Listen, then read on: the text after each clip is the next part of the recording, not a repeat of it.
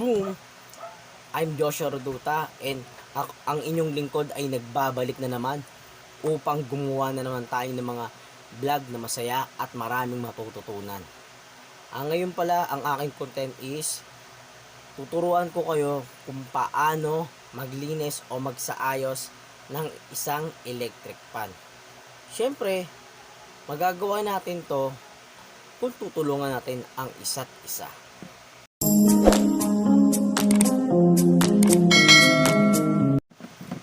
Siyempre, step 1, bagong lahat, kukuha muna nga tayo ng mga tools. Ito nga pala ang screwdriver. Ang screwdriver ay ginagamit to sa pag-iikot ng mga tornilyo. Kapag kunyari may nakabarado o ano, iikot mo lang siya para matanggal mo ang mga nakalagay at nakaipit doon. Ang screwdriver din na gamit natin is from Vanadium. Itong screwdriver na to is maganda gamitin, sulit at swak at safe naman siya gamitin, hindi siya nakakatusok or whatever, safe naman siya sa mga bata.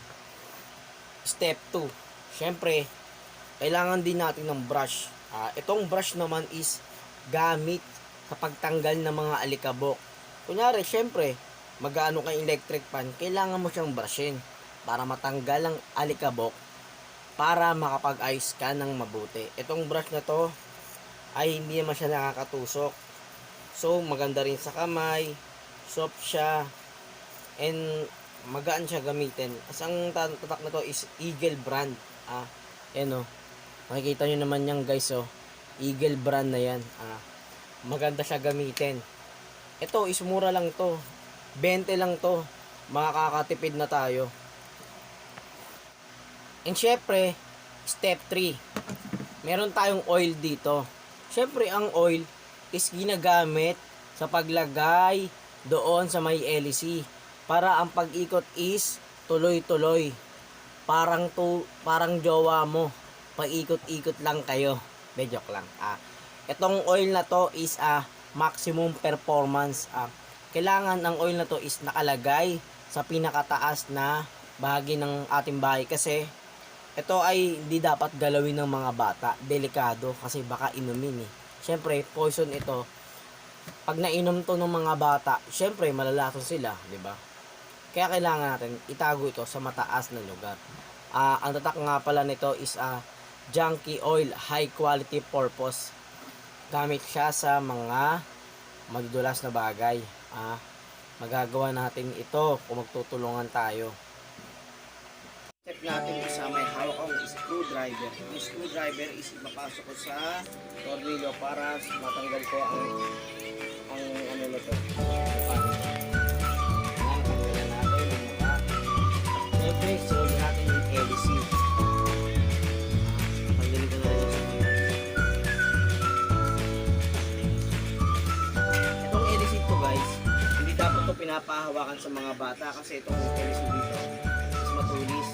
Pag nahawakan ito ng mga bata, sila whatever. Kailangan din natin mag-ilayo sa kanila. Ito nga guys, itong screwdriver. May apat tayo na tornilyo tanggalin. Masyadong madumi ang ating electric fan guys.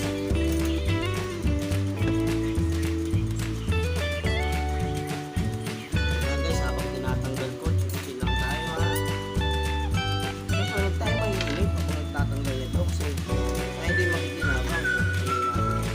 Natin, lilinisin na rin natin upang ang hangin nito is mas lumakas pa.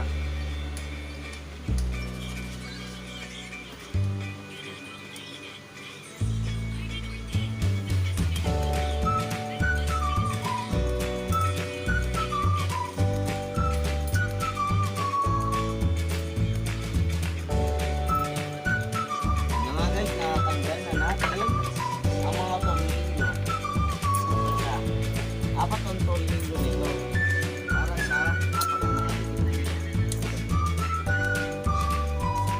step 2, ito nga pala yung brush na sinasabi ko kanina. Itong brush to ay para ito talaga para maalis ang mga alikabok. Yan, tulad yan. Masyadong magabok. Sobra. natin, naisin natin upang matanggal ang alikabok at malinis ito mabuti. Guys, habang tinatanggal ko siya, chill-chillan tayo, panood ng aking vlog. Step 3, ito nga pala yung oil. Itong oil dito inilalagay dito sa mismo ng LC. Dito siya, dito na ilalagay. Huwag dito sa loob. Dito lang siya, dito lang. Kumuha ko ng pagka na may sabon. Basa-basa ito. Meron din akong brush dito. Tama din sa mabuti ang electric fan. Yun lang guys.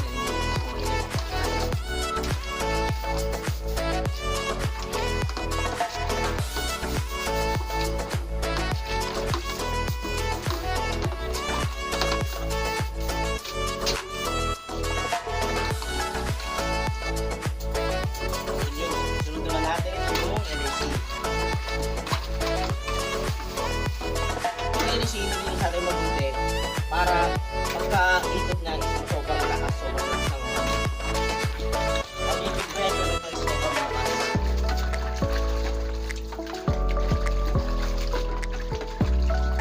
Siyempre kailangan sobrang linis para pulido. Para wala siyang mawala. Yan.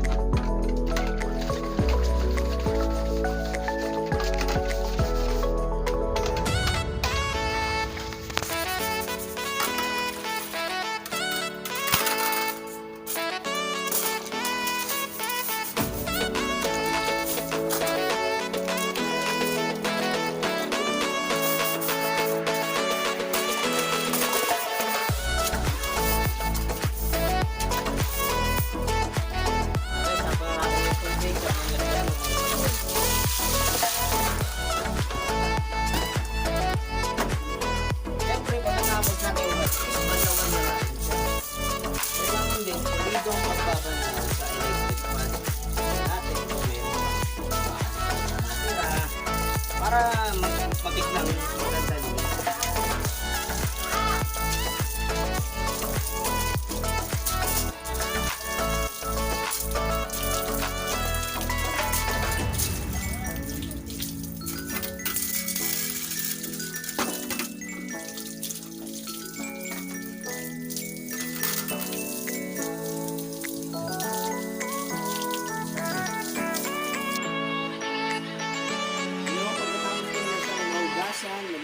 Siyempre kumuha ka ng basahan.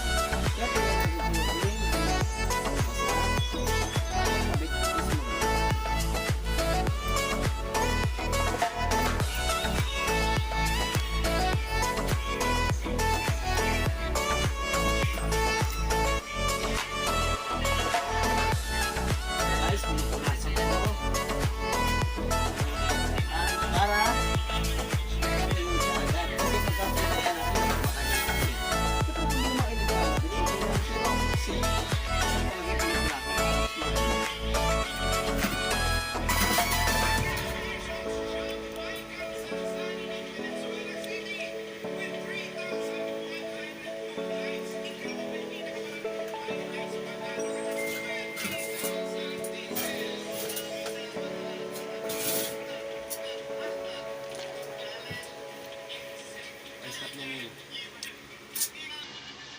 yun nga guys, ito na, ikakabit na natin ang mga tornilyo. Meron ako dito 4 na tornilyo na tinanggal ko kanina.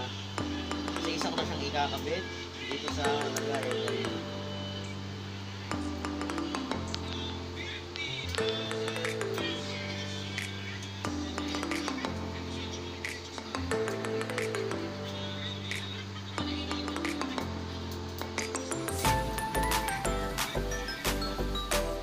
Kakabit ko na siya guys.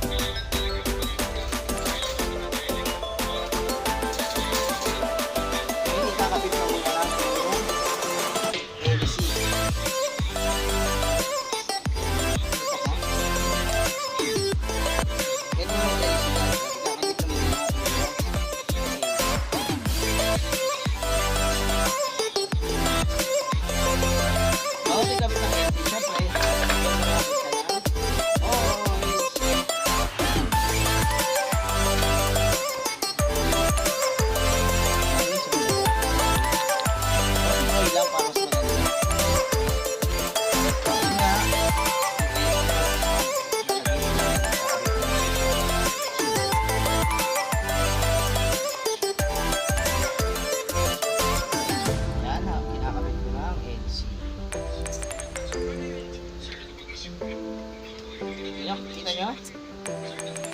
Mabilis, oh. Ayan guys, oh. Diba? Ganyan dahil paglilinis. Siyempre, huling guli is kakabit na natin to. Itong, ano niya, ulo niya. Ito rin. Kabit na natin.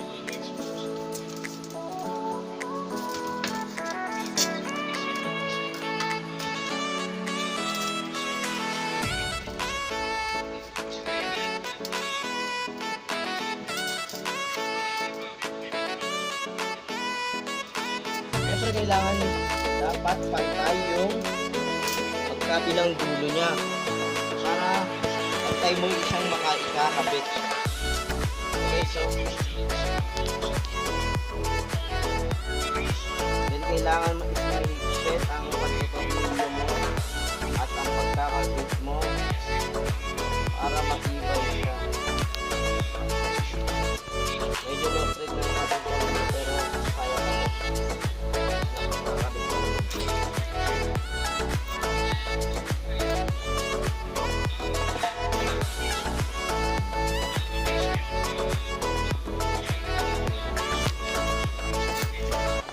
Guys, ha?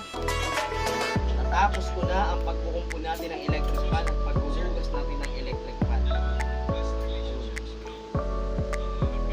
Ngayon, isusubukan natin siyang paanda rin. Talagang gumana ba talaga siya? At napakaganda ang pag-ikot ng electric fan dito. Tingnan natin guys, ha?